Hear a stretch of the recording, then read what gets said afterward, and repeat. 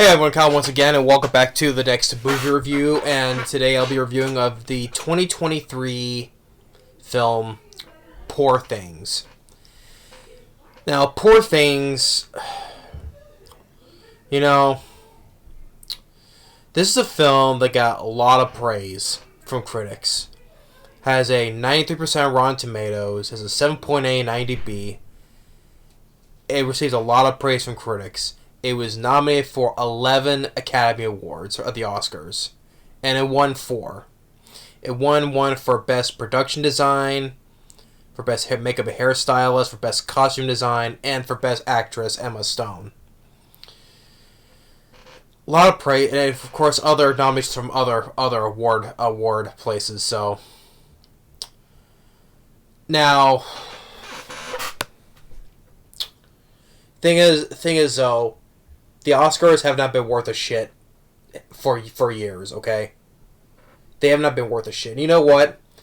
Saying it bluntly, like Emma Stone's character in this movie, she's character has, saying things pretty bluntly. Well, here's me putting this bluntly. I don't like this film.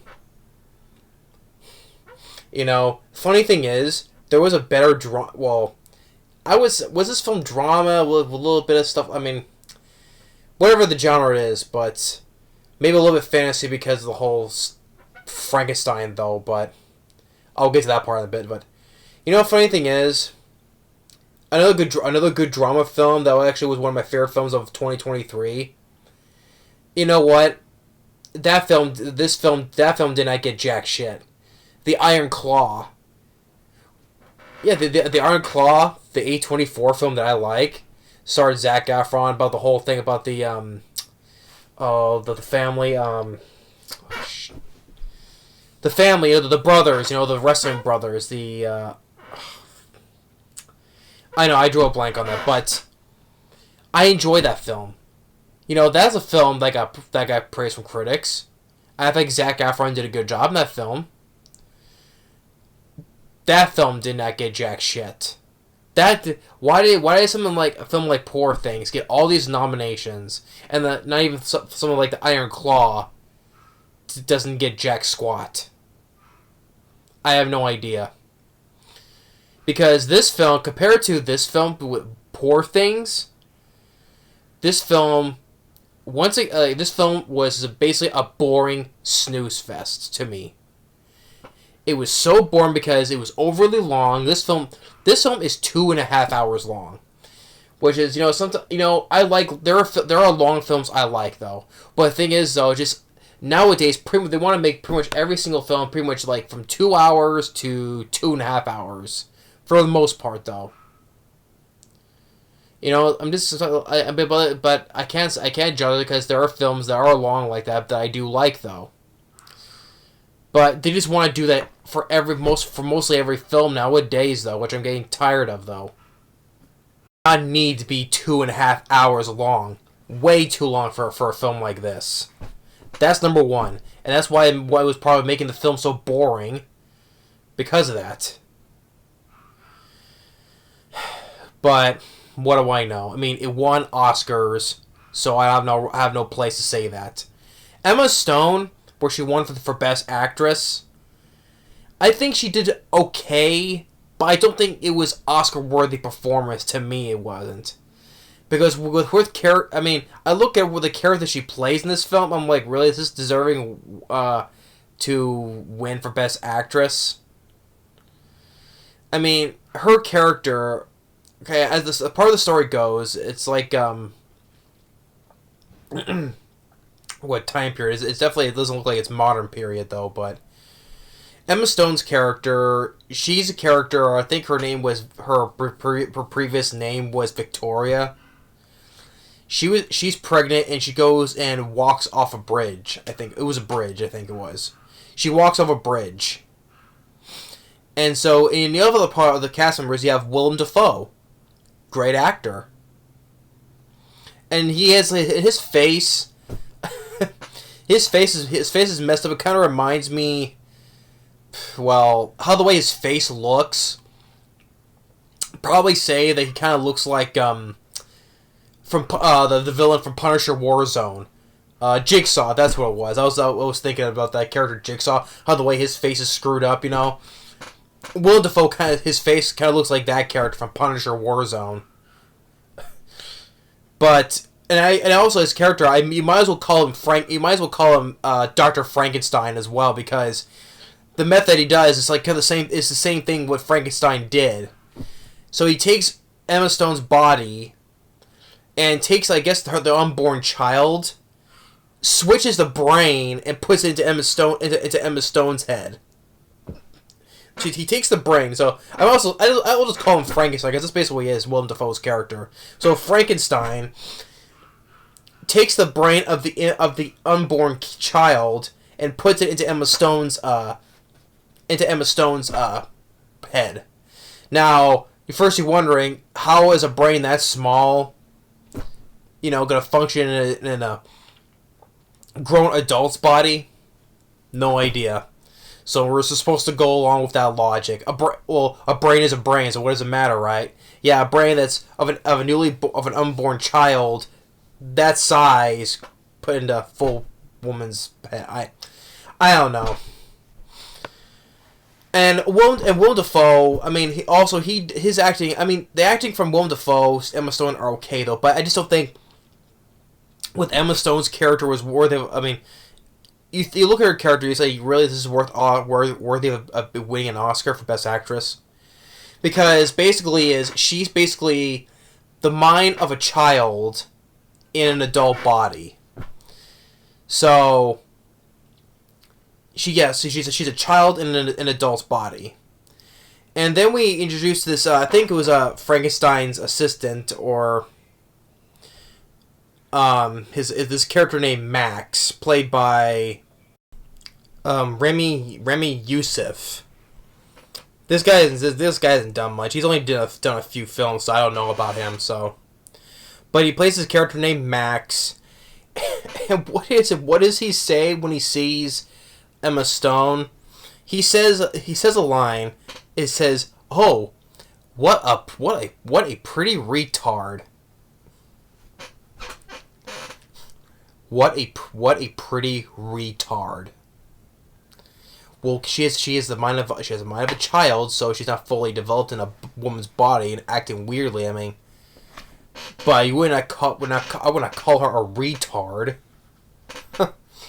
Oscar-winning movie, folks, where a guy calls a woman a pretty retard. And there's a whole lot of awkward stuff in this film. Like, for instance, Emma Stone, she looks at bodies. One body gets some scissors and stabs in the eyes, and she's going saying, does squish, squish. And throughout this whole film, and she's experiencing her growth, right? She's her growing, learning more, getting smarter, especially also her sexuality. There was a scene where she masturbates at the table. I mean, and then we have Willem Dafoe, Frankenstein, wants Max to marry her. He tells him to marry her, and Max goes and says, "Oh, I thought she was your mistress," and Willem Dafoe says that he can't fuck her. So he says he can't, which means he could have. Which means he could have if he wanted to. Which that would have made Willem Dafoe's character kind of a pervy creep, though. But he doesn't do it though, because he acts like the fatherly figure for Emma Stone's character, which they name her Belle. I think it was Bella or Belle. He acts more of the fatherly parental figure to her character. So maybe that's why he doesn't want to do that. Which is he could have though, but he says he can't. So he stays to his convictions of being more of the father figure to her. So then we introduced with Mark Ruffalo, Bruce Banner, aka the Hulk, right? He plays this guy who's a lawyer, and she wants to go on adventures with him. At first, I think Willem Dafoe doesn't want to, but they two go on their way. And they go on this cruise ship, and then Mark Ruffalo has sex with her, and I will say though, like this film won the Oscar for Best Production Design, right? Now there are some nice set pieces. I will give it that though. There are some nice production sets, but the film for one of the ones that it also nominated but it didn't win. I think Mark Ruffalo was nominated for Best Actor. I think, yeah, for Best Supporting Actor. You know what? It kind of makes me think that because I think how it's fitting for Mark Ruffalo, right? Because I think because he was like how his character is with Emma Stone. I think kind of reflects on how in real life, because I think he defended a pedophile as well. He defends pedophiles. You know, I said before when I ranted on that one regards to like Victor Salva and Roman Polanski, right, and Francis Ford Coppola, and also even with Jeffrey Jones. Like I said, nobody should defend pedophiles. Okay, you're defending someone who's sick in the head, who likes little kids, especially boys, young boys. Nobody should defend. Mark Ruffalo is a good actor, but the thing is, though, in real life, he's a piece of shit. Okay, and I'm saying it bluntly, like all these other freaking people in Hollywood. You know, just like I don't know why. Francis Ford Coppola's a piece of shit. Same with Roman Polanski. Same with that other, even bigger piece of shit, Victor Salva. And no one should be defending pedophiles. Okay. And Mark Ruffalo, same goes for him. Okay. He's a good actor. You know, separate the actor. The saying, separate the artist from the real life person, right? Some more I can say with a lot of other actors and directors in Hollywood, you know. They're good. What they're doing, but who they are in real life, they suck, big time, and they just kiss my ass. Well, maybe they would because they like that. So yeah, Mark Ruffalo, he just he sucks in real life, but it kind of makes reflects how his character is in this movie. So, and then we see throughout the film she's getting more smarter and smarter and smarter, right? And there's even a scene where where people are they tell a joke, right, about the taste of someone, and with Emma Stone's character, she's way of saying things that's very bluntly, right, like. Not fully again with but go along with the joke though, but she says it very bluntly. It's like, "Oh, you mean a penis? Like sometimes they taste salty. Excuse me, I must go punch that baby." Oscar-winning movie here, folks. Oscar-winning movie where she tells like, "Oh, you mean a penis? Oh, so a penis does taste pretty salty, you know." Oh, and then I must go and punch a baby. Oscar-winning movie here, folks. Talking about crap like that. I will say when she says things bluntly, that are truthfully, it does work once for me though. But as the running gag throughout the whole film, it does get repetitive and tiring though. You tell a joke that's funny once, but you keep telling the same joke over and over again, it gets tiresome very quickly. So yeah, it worked once though, but when he does when it's repetitive, it keeps repeating the same thing, it gets tiresome. So, Mark Ruffalo doesn't like the fact that she starts to change. He gets pissy. He starts crying. You know what? Screw you, okay? There's a point where they're on the ship, he gambles away the money, and he's like, and he starts. You're at fault for this, Marky Mark. No, that's the wrong Mark. So I should say Mark Ruffalo. I would say Mark. I rather like at least Mark Ruffalo doesn't talk shit like how the way Mark Ruffalo does, So, if I choose which Mark is better, I would say Mark Wahlberg is better. So, and overall, the whole state of this film, I'm watching this film and I'm like, this film is, to me, this film is going nowhere. Because, and maybe I'm going all over the place though, but just like, okay, they go on a cruise ship, then next thing they're in Paris, and I think good for the most part that Mark Ruffalo disappears for a bit, and then they're in Paris, and then Emma Stone, she meets this African American woman, and they both have a lesbian scene together, and then so maybe it's to say that she's bisexual. She does it with both men and women, and then there's another thing with another sex scene where she does it with this guy, and for some reason the guy's kids are watching. I don't know why. Why? Because they're there to observe how the way they're done. I have no idea. Like I said, this is going all over the place for me. And then eventually she meets another girl who's exactly like her. So she had her brain transferred the same way like how Emma Stone's character was. I mean, she doesn't get fully brought up much. I mean, why throw this character in? And also, I forgot to mention that she meets these philosophers, right? To show her the ways, like how the hardship of the world is, right? Seeing all these poor people, right? And then the funny thing is, she sees all these poor people, but later on, that gets like forgotten about. I mean, yeah, she does get to make money to get, so she can head back, right? But like helping all these poor people, the philosophers are saying, like, that gets forgotten about afterwards. So, and then when she heads back, and then there's this general. I think it was her former husband before she had her suicidal accident. So he wants her back, and when she comes back, Max is gonna marry her. So I guess Willem Dafoe's character, Dr. Frankenstein, still makes him going along with this wedding on marrying her.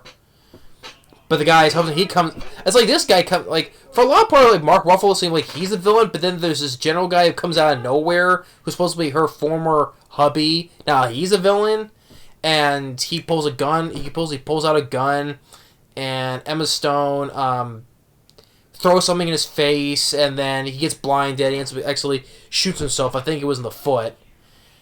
And now the same thing has happened to him. Now his brain gets switched out. Only this time it's for a goat. So he's acting like with his brain of a goat, he's acting like a goat. Oh, it's funny that this general is out here, right? And people he know from where he came from is like hasn't shown up, right? I'm like, are they gonna know that he's missing? Oh wait, do we see them? Why is he acting like a goat? Why does he have this scar on his face? I mean. And then eventually, one thing leads to another. That Willem Dafoe he dies peacefully in his sleep. So, I mean, this film is just like, I watched this film, I'm like, this is worthy of Oscars? Really? I mean, The Iron Claw to me, was a much better movie, and to me, that deserved Oscars. I think even Zac Efron, who was more deserving of an Oscar more than Mark Ruffalo or Emma Stone. But, I mean, I mean,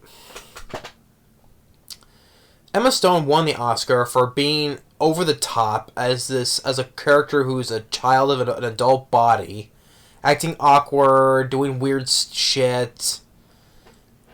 I mean, this is where she's worthy of winning an Oscar for this. And like I said, the film was so boring. I'm just sitting there, where's this film gonna take me? It just made the film so boring.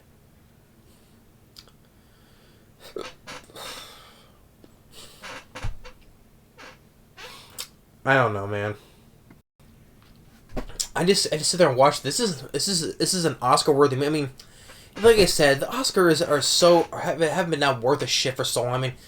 I mean, this film gets nominated for Oscars. I mean, what was it? This is the same year, 2023, right, where this film was nominated, right?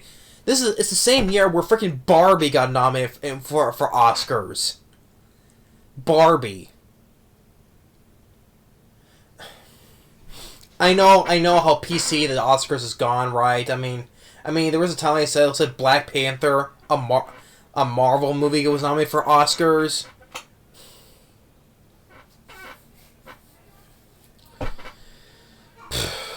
I know the film. So the Oscars, why this is why people don't watch the Oscars anymore, because they've gone too far PC. You know, no one doesn't give a shit about the Oscars anymore. Same with the Golden Globes and all the other award shows. You know, no one doesn't give a shit about this, because unless they stop being so goddamn political, nobody doesn't watch it. Guess why their numbers keep on sinking lower and lower and lower every single year. I mean, especially also with stupid shit like, like with people, when they win their Oscars, they give some ridiculous speech that's not feeling why they deserve the Oscars. They always give some political speech. You won your trophy. Just say thank you. I'm glad I won the award. To say hello to my family because of the family members, and etc. Right? Don't go some off tangent about politicalness, or the stupid shit when Will Smith slapping Chris Rock. But I'm going off tangent though. But it's like, films like those like Barbie and this film gets nominated for Oscars, but films like Iron Claw doesn't get nominated for anything. No, to me that's a much better movie, and it was actually a good movie. Once again, from A24, doing a good job in drama stuff like that. But that doesn't get jack shit. Hell, even The Holdovers. That's like kind of a drama comedy I like with Paul Giamatti. That doesn't get nominated. That doesn't get nominated for anything. So, I think Paul Giamatti did a good job in that film. Much better movie than this movie. So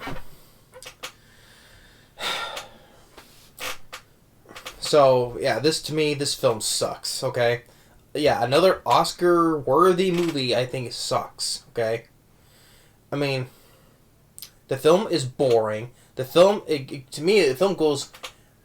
I'm thinking, where is this film going? Okay, the film is overlong. There's all the stuff that, for a 2.5-hour film. There's a whole lot of shit I think could have been cut out. Okay, but what am I going to say? The film got a lot of praise from critics. I'm sure people like this film, so I can't put my place say. But you know what? It's my opinion. In my opinion, it's another overrated movie. Okay. But there are films but I can't judge them that either, because there are films that get a lot of praise and I do enjoy. But there are sense I just look at a film that gets all this praise for. I'm looking at why. For instance, last year, Longlegs. That film got so much praise. I watched the film. Why did the film get the praise for? To me, it's another overrated film. But I mean, but the thing is, Emma Stone, Willem Dafoe, I think they did what they can. But I don't think Emma Stone's her performance was over the top worthy of being Oscar not winning for.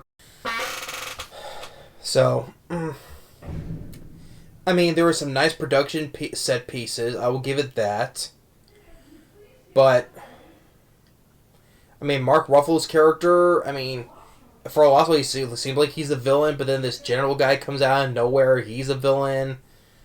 Willem Dafoe's character is pretty much Dr. Frankenstein, does the whole brain transplant like Frankenstein. We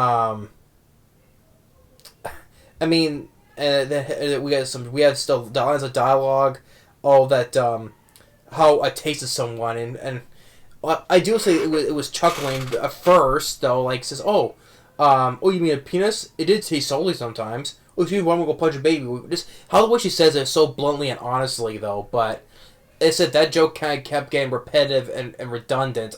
It wasn't funny no more. But yeah, but at the same time, here's your Oscar-winning movie where you have lines of dialogue saying, oh, a penis does taste salty. I'm gonna go punch a baby. So, Oscar-winning movie for that. But people like the film, that's fine though. But to me, it's another overrated film. I think overrated and overly long movie. I think it sucks, and it was overall once again another boring movie. Just didn't give me interest. To me, I would just go rather watch the Iron Claw, because to me that should have got nominations. Okay, I think Zac Efron did a good job along with the supporting cast of telling the story about the brothers. Right, I like that story, even despite the fact they left out one brother though, but still far from the course though. But I still enjoy the Iron Claw more than Barbie, more than this film. I mean, I really enjoy Iron Claw more than Oppenheimer. That also came out in 2023. I reviewed Oppenheimer. To me, it was a boring movie. I know, for sure, but you know what? Which they came out with the same weekend as, the Barbenheimer, Barbie in that film. But to me, I think the Iron Claw is much better than those three movies, and including this. So, but in my opinion, to me, it was another boring movie, overrated. Okay, to me, it didn't seem worthy of being Oscars. But like I said, the Oscars, they haven't not been worth a shit in years. Okay. Same with the Golden Globes, all these other award shows, the Razzies. I mean, even though I will say the Razzies, they got most of the nominations of film that I ranted about, so I guess that's something though. But one chance out of 100, really, that's not much. Still, fuck the Oscars, fuck the Razzies, all these other award shows. Okay. So, but that's my review for Poor Things. To me, it sucks.